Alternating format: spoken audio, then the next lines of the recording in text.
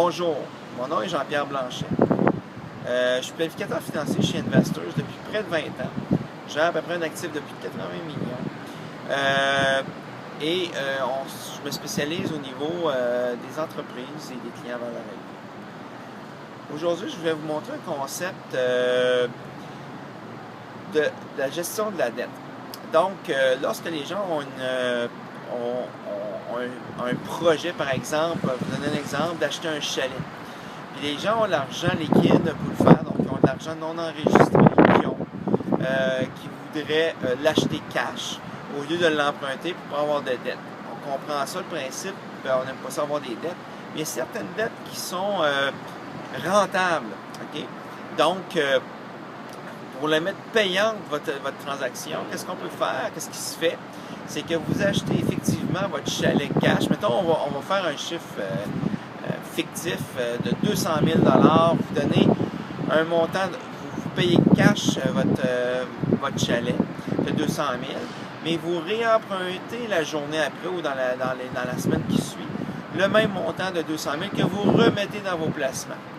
Donc, qu'est-ce qui va se passer à ce moment-là? C'est que votre dette, okay, elle devient déductible d'impôt.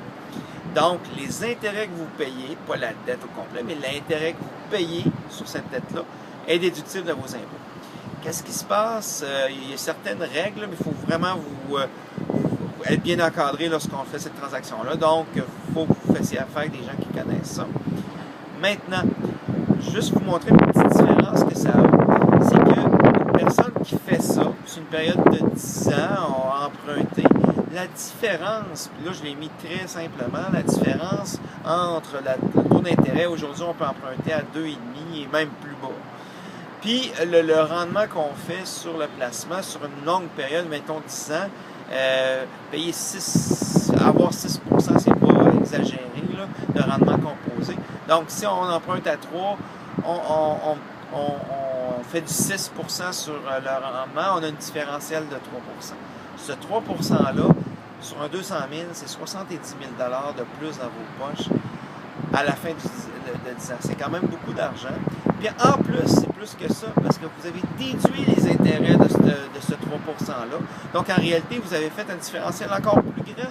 Si vous payez un montant de 50% sur vos impôts, donc votre taux marginal est de 50%, bien évidemment, le montant va être de 1,5 que vous payez de vos poches pour un rendement de 6. La différence, là on frappe le 100 000 de différence, beaucoup plus élevé. Donc, c'est une stratégie qui ne s'adresse pas à tout le monde. Il faut que vous soyez une tolérance modérément dynamique à dynamique pour faire ça. Mais ça fonctionne très bien. Puis c'est très payant à long terme. Donc, évidemment, il faut vous consulter un planificateur financier, quelqu'un qui est habitué de faire ces choses-là, pour voir si ça répond à vos besoins. Donc, je vous invite à nous contacter